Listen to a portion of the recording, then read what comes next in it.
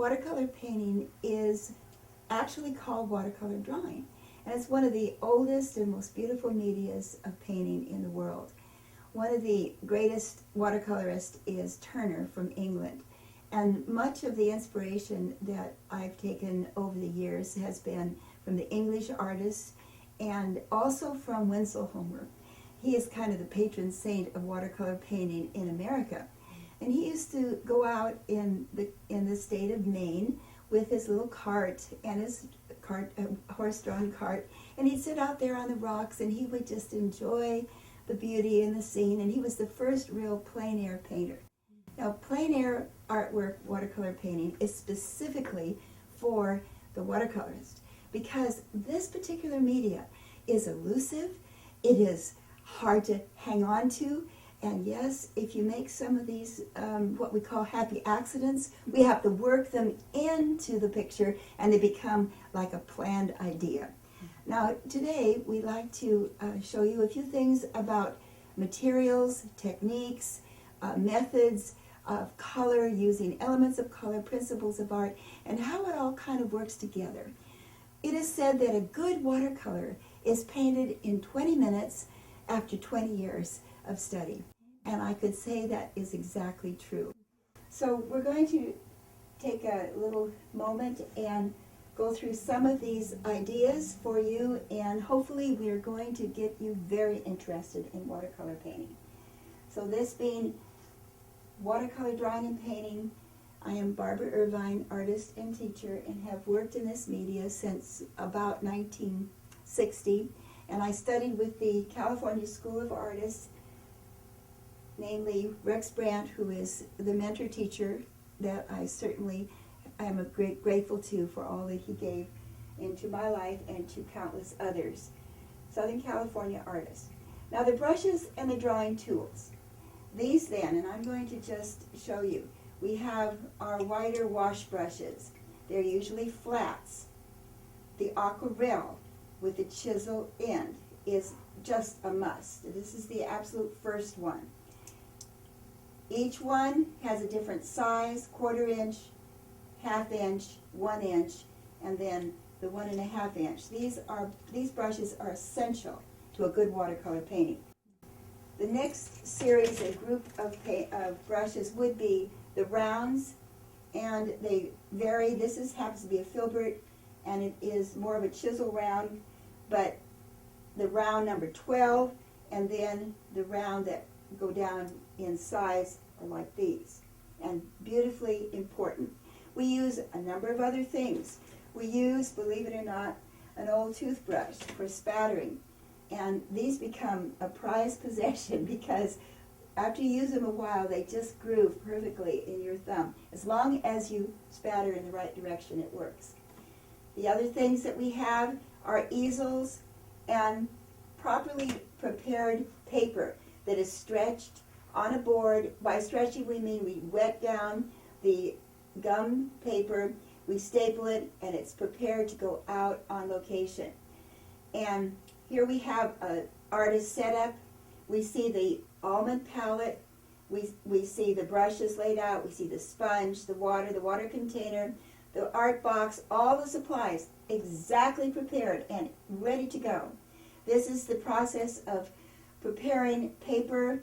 The strips are set aside, the paper is soaked, it is placed on the board, and then the tape is adhered.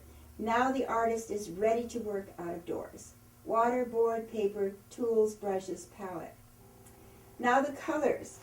Our colors are usually in tubes like this. This is Artist Watercolor French Ultramarine. This is Winsor Newton, which is the absolute nicest premier manufacturing quality paints that we use. We also use Rowney's, Grumbacher's, Coatman, and other materials. These paint tubes will dry out. They have to be kept at room temperature. They cannot be cold. If, in fact, these tubes tend to dry out, then you could use a set of pliers to open the tops. Generally, a little heat will loosen them as well. The palette is set with the cools, the warms, the earth tones, beginning with French Ultramarine, Prussian, Viridian, moving around, alizarin crimson, cadmium red, cadmium yellows, and then into raw siennas, burnt siennas, and raw umbers. This is my palette, and they work with the opposites. We have the warms against the cools and the complements.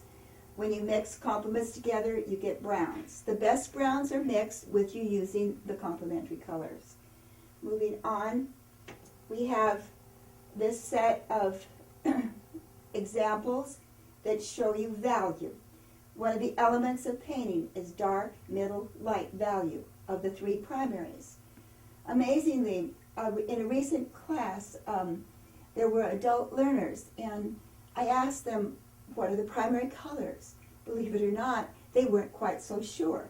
So we had to make the color chart. And we went to this little assignment, the orange against the blue, the yellow against the purple, the red against the green, the earth tones and blues that create beautiful grays. And some people say, well, how do you get your grays? And I say it's called palette gray, because palette gray is what's left on the palette after you work. And this then is the palette. And I'm just going to hold this up to you. This is a palette that has a large thinking area.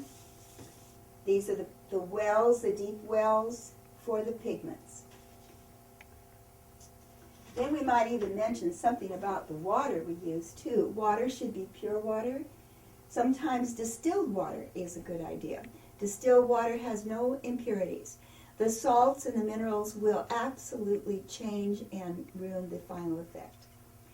This is a page from the artist's sketchbook. And those of you who are into painting and into art, we can show you now the paper. This is the Arches paper. Some of it comes in blocks, and for these purposes today, I'm using a block. And the artist sketch. This was done on location, a plein air sketch, which is out-of-door sketch, in the town of Coeur d'Alene. Beautiful place, countryside, very rural, very nostalgic. A beautiful paradise for an artist.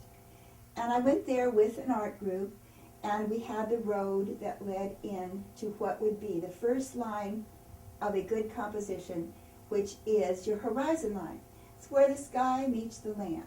The horizon line could be either very high, which would be like a bird's eye view, or it could be very low, which would what we love to call is the worm's eye view, or the people's view, which is right here in the middle, the people's view. And this is obviously a people's view. And then we select a center of interest. In this case, it has some strength over here because of the trees, but they're leading into a perspective line, so there's a gradual curvilinear line that moves to what I believe is much more the center of interest, which will be the old windmill. These houses are also dancing downward. These are also dancing this way. So the center of interest falls directly into this area. The artist must be careful not to place the center of interest too far off to the edges of the paper, must be careful not to separate and split the paper or the painting into two pictures. This picture has a little bit of danger that way because this is strong and this is strong. But I believe the road leading this way, I believe the trees leading this way, and if the stronger and lighter colors are here, it'll hold its value. So let's move back here just a moment. Now I'm going to begin painting that particular picture, and I want to paint through the elements of this. Let's for a moment just show you. These are sketching and drawing, annotated sketches, and this shows you a view going up, a view straight over, and there's some others here. This is a careful, fun, light, colorful sketch, really only a sketch, of a much more detailed drawing of the same location. So this done out on the location, when you go home, you can take these elements and you can translate them into a studio piece. This is a lovely tree, oak tree, actually from Nevada.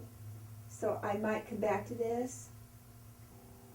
Let me show you this as a country scene, similar to what I've just shown you, the sketch tree, the buildings, the foreground. So this is somewhat of what I've planned to show you today. This being a much more detailed sketch, a plein air sketch on Highway 37, very busy highway. So what do? Well, you pray a lot, and you sit across the street, and you wait for the cars to pass by, and you sketch it bit by bit. This is a wonderful scene. And here I'm actually rendering the scene in watercolor and using the first washes, the very careful sketch, the foreground, the buildings, and then the mountain behind it. So let's do that over here right now. I'll show you how we get there. To begin with, the paper is to be wet, and this paper should be wet on the other side as well. And you just cover the whole sheet with clear water.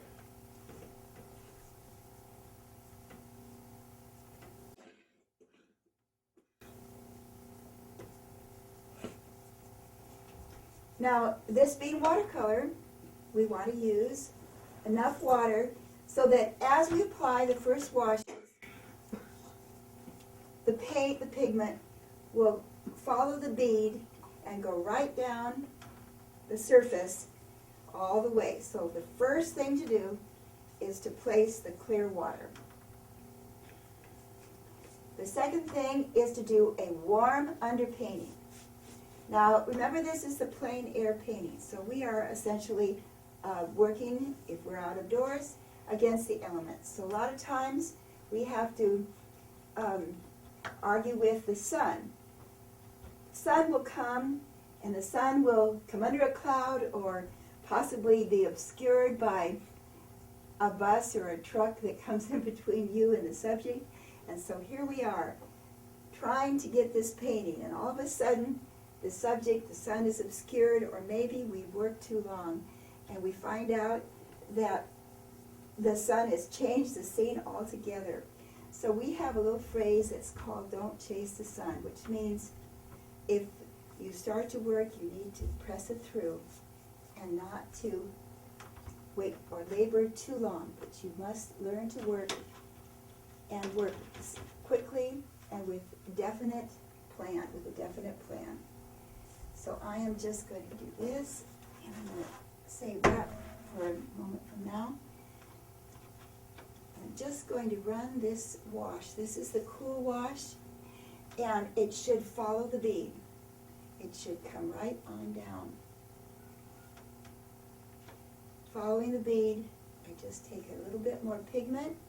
Each time I shake the pigment into the thinking area from the wells where the paints are contained, and I just bring that wash right on down. This is a direct wash painting. Now perhaps I want to make it a little bit more interesting, so I might just do something like this in between and just add a little bit more up here, and a little bit more here, and a little bit more here, back and forth, just a little clouded effects. The clouds also go in perspective, and that seems good to me. So, yeah, that's just fine. So, the next thing I'm going to do is I'm going to take, the road. Well, let's find a little bit of warm underpainting here, and just strike the road in. I love to be bold and just strike the road. And then we have this area that's going to be the weeded area, and there's actually old logs and old things in here. So I'm going to lay in the first colors. This is going to be in behind the trees, and the trees are going to be catching sunlight. Hopefully we have some sunlight here, for these trees, and I think so. They're going to be laying in the colors just loose, and I'm using raw sienna. I'm using a little bit of Payne's Gray. I'm going to use a little bit of French ultramarine. I'm going to remember that the light is coming this way, so we have the shadows coming in on this side, the other side. And all of this should be done on the first washes. So we lay in washes, and if it runs the wrong way, you can just tilt it and tease it back, going the right direction. Okay, perfect. And I just add a little bit more color. Good. All right, shake it loose like that. Looks fine. Now, there are many brushes that we can use, round brushes, brushes that can give us a little sense of the grasses or the foliage or whatever we're using. And so I love to use a brush that actually has some split ends to it. It's built that way. It's one of those wonderful, it's not a fan brush, but it's kind of a brush that was created with split hairs so that when you do this to it, it begins to separate the color, and all of a sudden you've got a grassy knoll, and it works out just perfectly. So take this right on up and a little bit over in here, and this all fits into the underpainting. This is still the warm and cool underpainting, and what we call it is a first wash. A first wash. Now, the light wash, then the middle wash, then the dark wash. And how is it different? Well, it's the saturation of the pigment in the water that changes the wash. One wash becoming a little bit darker, laid over the other one, and so on through until you have finished the entire painting. Now, you notice that I haven't done much with what you might say is the center of interest or the main objects. The only thing I'm going to do there is to get a middle-sized brush and find my burnt sienna, and I have to confess I'm using my dear friend's palette, and so it's not set up exactly like mine, but she's doing pretty good.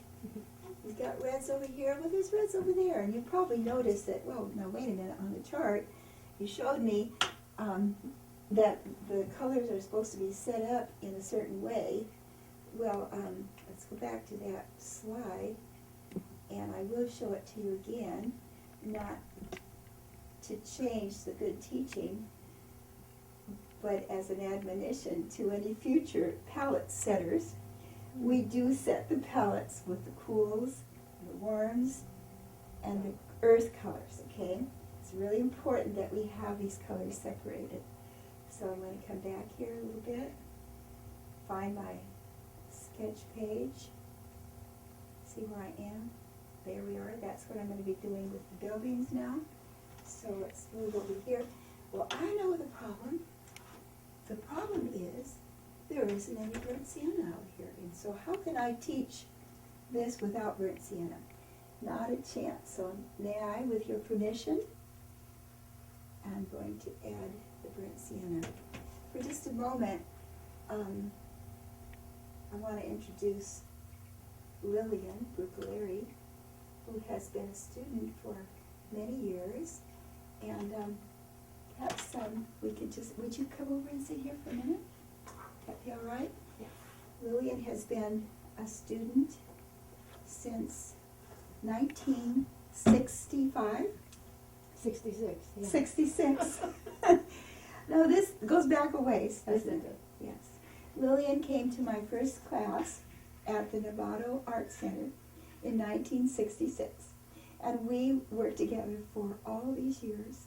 She has learned to watercolor paint, to oil paint, and to all kinds of wonderful things. Mm-hmm. And I'm so grateful that you could come today. And that you don't mind if I tell you you should set your palette in the right order. Was that okay? That's fine. You I will don't do mind. that. So that will be your next lesson. That's Okay, is that all right? Okay. I'll do that. So let's look here for just a moment where we come forward just a little bit. And I'm going to let you stay right where you are. we want to paint the grasses in here, okay? So I'm going to go and do the background behind the buildings and finish the grasses, okay? All right, so you stay right with me now, okay? And I got the burnt sienna, and what we do is we just put a little bit right out on the tube, from the tube into the palette in the deep well. And I'm going to put it over here, because I really do need it in order to bring the value up on this. And this is going to be the color of the houses, the little barns. And you can see this tone is really perfect. Burnt sienna.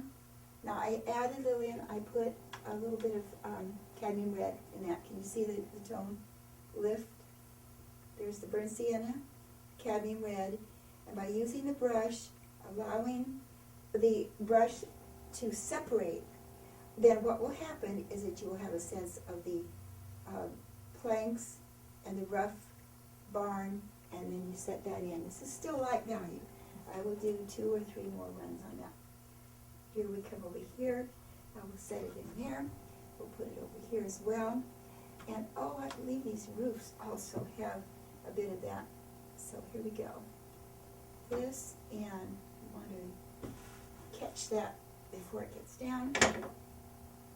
Okay, now the roofs are going to be like this. Just like this. Again, it's light value underpainting. Back over here, this direction. Burnt sienna and cadmium red. And then I will add my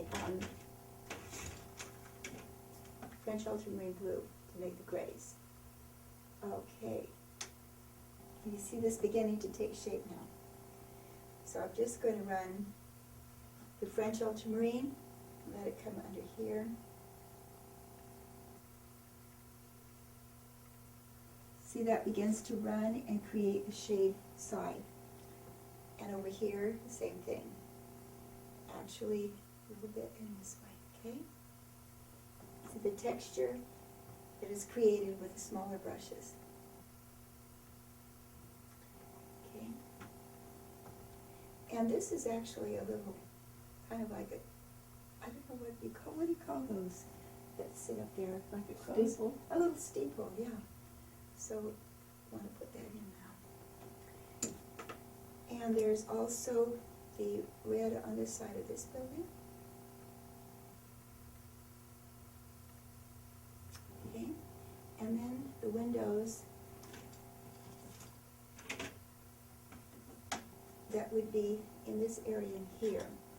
I'm kind of getting ahead of myself a little bit because you usually bring in the details in the last wash, but it'll be easier for you to see. I can put the window here, the window here. Again, it's in perspective. And then there's a window that comes in here, and one that goes in perspective, a little smaller one here. Now I'm going to take another brush, and I'm going to do the hill in between the 2 buildings, and I'm going to tie this together. And this is the background. So it starts back here, and we just let it run. Okay, same thing over here. And I want to be careful, I don't want to lose center of interest. Just come in this way, let it drop. I don't want to lose this. Little windmill. So I'm real careful there, saving the whites, dropping this in, and then just obscuring it in the grays because it's a misty area in the back. Everything that is in the background is lighter and more subdued, more lavender, more grayed out. The colors that are in the foreground become brighter and stronger. And now that I have that kind of back there, I'm going to come back to the trees and I'm going to set them in motion. Starting here, and here, and there's another one here. Okay. The trees, the green is best made with the yellow and the blue. You know that, right? It's better to mix the real green with the primaries, yeah. So I'm going to go again. I think maybe I might pull up some Prussian blue on this. See how these colors, and it's so wonderful when you look at a palette that's been used, because the colors are still moist, and actually you can go back to the colors, and if they're in a covered lid like this, and you can re-moisten them, and they come back to life, and you can use them again and again and again. And so these colors are just wonderful. And so I'm going to apply the yellow and the blue together, and I'm going to just let the watercolor be mixed on the paper. Take the paint, put it right on the paper, let it mix just like this. Just like this. All right. Can you see that all right? Okay.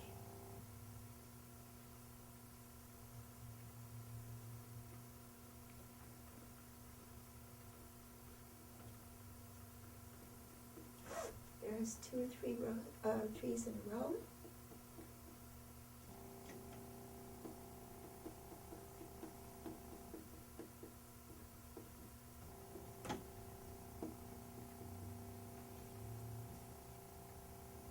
Now you can see that was a different blue, and I don't like it as well, so I'll come back over it. The Prussian is a cold blue. The French ultramarine is a color that I use all the time. The French ultramarine is essentially the blue that you can work with burnt sienna to create many grays. And here we have all the trees. And now I'm going to come back, do the burnt sienna again, and drop in the trunks just like this. And raw sienna, burnt sienna, French ultramarine, and a free arm and a free stroke, and just a loose and impressionistic fashion of painting that gives you a freedom and a kind of like a spontaneity that belongs only to watercolor. Watercolor is just precisely that. It is a spontaneous, wonderful media that is so much fun. When you're out of doors, you can use the spontaneity of the media to your advantage. And I'm going to go back in and just put in these shadows that are flowing underneath here. And now I'll start with grasses right over the top of that. And just allowing, again, the painting to almost talk to you. And it's wonderful when you listen to the balance, you listen to the organization of the elements in a painting. There should be large shapes, middle shapes, small shapes. There should be bright shapes, there should be dull shapes. There should be free washes and a linear direction that leads you into the center of interest. Sometimes we use this toothbrush, which to me is one of the best tools ever. And you just start to spatter in some of the textures, just like this. All right, isn't that fun? That was our favorite thing, except we don't spatter in the wrong direction, because then we'd be a little sad. Okay. A lot of times it gives this wonderful texture, and this seems to be exactly what I'm trying to show you. Here, the road, sometimes we use what we call a dry brush, and we can bring the road out with the dry brush and the texture. This. Okay. And then right back in with more of these grasses, just to fill in these areas. foregrounds are very important. And a lot of times people don't remember about foregrounds, and they get so attached to the center of interest and what they're doing back in here that by the time they get down here, they've lost the perspective, and they've forgotten the details and the things that are going to be attractive about a painting.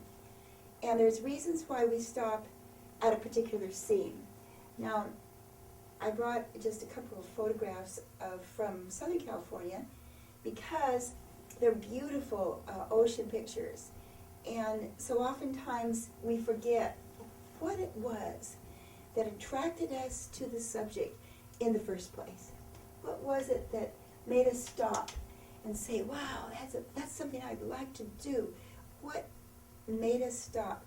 And for me, a lot of times, it would be just a dark, kind of like a twig thing that ended up out here in the weeds, and I thought, oh, I love that old thing, and I want to sketch that, and I want to draw that. So sure enough, I remember this particular kind of old gnarled twig just sitting out there in this weed patch, and I thought, I like to do that old twig and just fill it in. So here's where I'm going to add some brighter colors in the foreground because it is foreground, and brighter colors can be sustained in this place.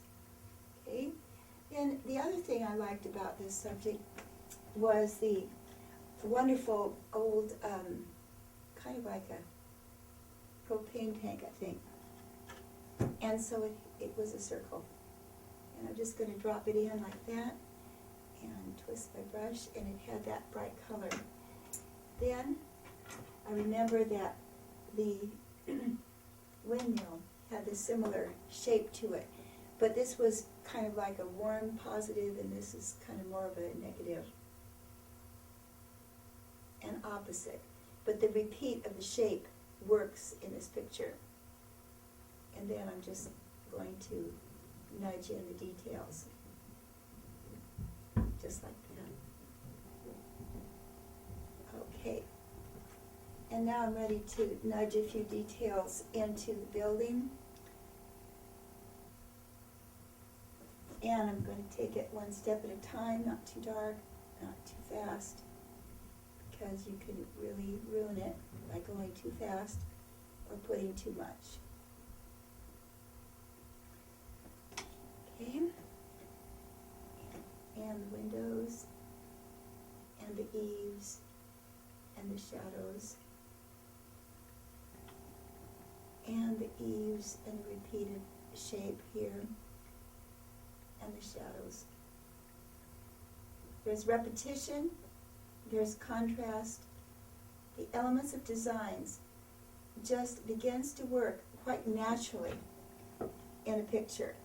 And you usually have 3 things, not 4. Remember that? 3 things, not 4. The odd number is always best. Okay. Then we have fence post.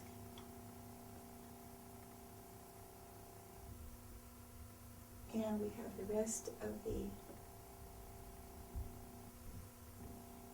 propane tank, but we define it with a lost and found edge by putting color in behind it, and that way it won't look like a follow the dot color.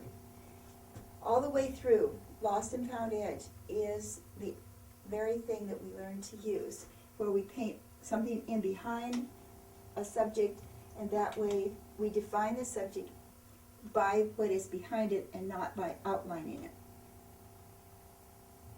Sometimes we can just come back in with a little stronger color and just let it run and bring more value. And so now we approach middle value on this little sketch. Actually, the next thing will be a dark value, and we'll begin to bring this picture up.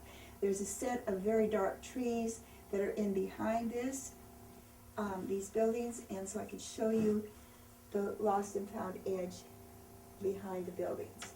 And for that purpose, I'm going to go back to raw sienna, and I'm going to go back to Prussian blue, and mix these two colors to get my deep green. And a little bit of Payne's gray right there. So, where is your Payne's gray? You'll have to put it in here, okay? Is that all right? Wait a minute, maybe that is it here. There we go. Ah, good. I didn't have to put more. And you see, after a long time, it's still moist and it's still good. Isn't that wonderful about watercolor? So burnt sienna, possibly a little touch of that, but I'm going to go for this deep green. And let's see if I can get that in here now. Yep.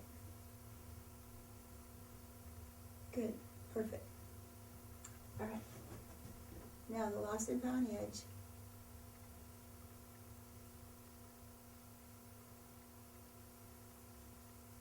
Defines the building. And there are the trees. All of a sudden, the value changes and it begins to pump up. See how that works? And a little bit more in here. That's why I didn't do too much with the mountain, because these trees were very important. And I do remember that that was kind of what caused me to stop in the first place. The crisp darkness here, the crisp darkness there, and there's even more of them going up and behind there, but I'm going to leave that for now. All right, and the same color is really nice to come down here, under here, and create the darkness in the trees. And then we have the third value working. The light, the middle, the dark values. And then we can dance the patterns in here. Like this. Like this. We could take our rigor and take it and do fine lines and more of these little fine branches and let that run right down. Water seeks its own level, so it will find its way down and create a natural appearing branch, twigs, and so on. Just like this. Alright, so this gives you kind of a nice idea of how to render our plein air painting. And the sketch was done on location many times, and I didn't happen to have a photograph of that, but let me show how your photographs from Southern California, these wonderful ocean scenes, would be a perfect painting. Would you like to do one of these next time? Let's use our photographs for our next time. Okay? So I'm going to finish a little bit on our lesson over here. Let's take a look for just a minute. This is kind of where we were. Our trees, the light and the little dark, the buildings, the distant hills and mountains, the windmill as a focal point. So this is a good idea. This helps you see what we're dealing with. Okay? Here we have an original sketch of a similar subject. I believe this was done on location, and it was done with the same kinds of thing in mind, getting the details. Now I don't have time to put a horse in this one today, but this was a sketch. So even a year or two later, I can come back and say, oh, I've got a horse. There's my horse, and I can put that in my picture. Because, why? Because my sketchbook had made that annotated plan way ahead of time. And in here, there are shadows, things that come under the eaves, the little figure. All of this was pre-planned. Here's a lost and found edge that reminded me that that edge of the building could be done that way. Okay? So then we have the lighting. If it's front light, side light, back light, cast light, these are all the kinds of things, the light source being so important.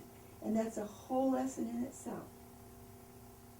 Here we see that tree, and I was showing you the light side, the dark side, how you put the grasses in, steps in drawing a tree, doing the structure, then the silhouette, then the lighting, the cast shadow, and the texture, the detail, right?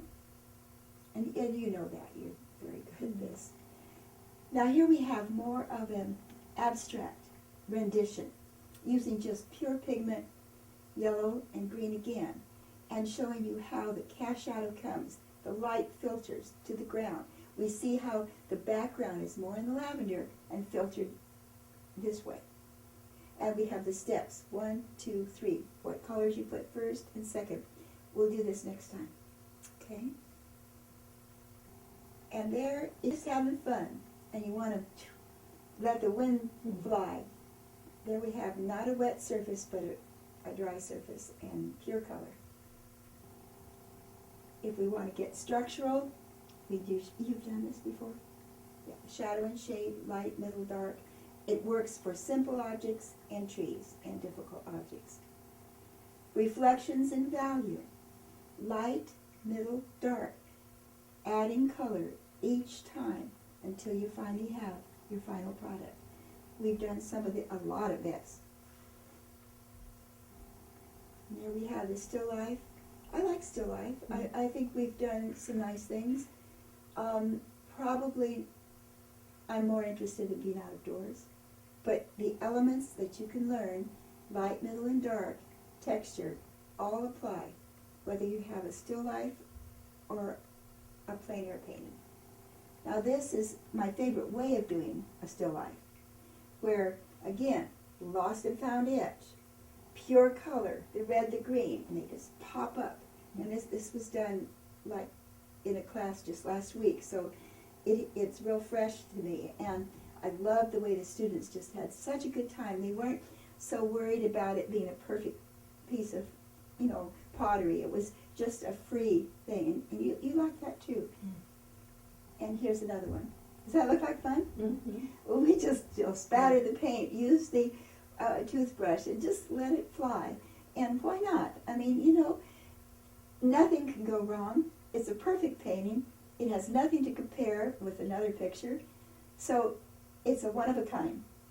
And I think students need to understand that this is fun. This is the joy of painting, not being locked into all the rules and all this, well, you have to do it like a Turner or a Winslow Homer. Well, there was only one Turner, only one Winslow Homer, but there's only one Lillian, and so you are unique. Here is a Turner, actually. I did sketch this myself from the real thing at the museum where I saw it, at the John Paul Getty Museum in Los Angeles. Mm-hmm. And I stood there, and while nobody was watching, I'm busy making a sketch. It is remarkable. His design is just, it's exquisite. And it was, for the most part, like this, just free and way beautiful and wonderful, and just every part of it, just inspiration. And that's what the Impressionist artists are. It's the moment, capturing the moment, the Kairos moment, because that moment will come, and it will never come again. And there is that Kairos moment. And I worked with, my brother who happened to be there at the time, and he was just completely taken. He'd never seen this done before. Now, I don't know how Turner learned to paint, but he probably had beautiful subjects like lighthouses all around him as well. This is my favorite subject, and we've done many, many. For our next lesson, we will do a lighthouse, because there's so much to know about how the waves, the anatomy of a wave. It's a very intricate lesson. Are you ready for this? Yeah. You up for it? Okay. Here we have photographs. We have very original sketches done directly on the scene so that we can prepare. We've been to Point Reyes Lighthouse. You've been here? Mm-mm. There's 100 steps down there. Mm-hmm. If you wanted to go there, we'd have to be up at the top of the hill. I can't go down anymore. Very far, but that's beautiful. This is a bird's eye view, looking down on the subject. I love that scene. Now here's one looking up at the subject. So this is the worm's eye view, and we actually are down here. See the low horizon, below eye level, and this is just like the ones that you have. So that's exactly. That's what I was Isn't that amazing? reminded of, yeah. Isn't that amazing? Yes, it is. And here are the trees, and then this is the shore. we'll use these for our next painting. Very good. Okay? All right. So thank you very much, Lillian, for Thank being you. a part of this today. Thank you very much. Okay, thank you. I enjoyed it and I learned a lot. Happy watercolor painting. Thank you, dear. Thank you. Love you. Love you too.